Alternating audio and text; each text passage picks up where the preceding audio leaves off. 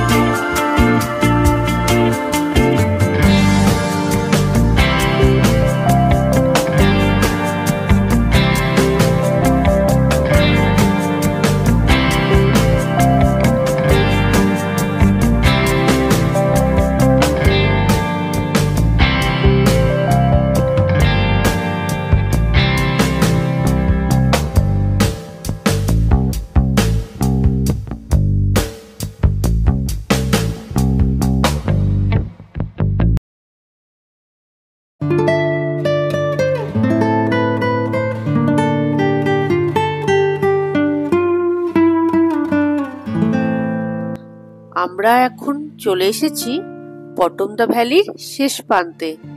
এখান থেকে যে প্রাকৃতিক শোভা তোমরা দেখতে পাচ্ছ তা ক্যামেরায় ধরা সম্ভব নয়, তাও চেষ্টা করলাম যতটা তোমাদের ক্যামেরার মাধ্যমে দেখানো যায়।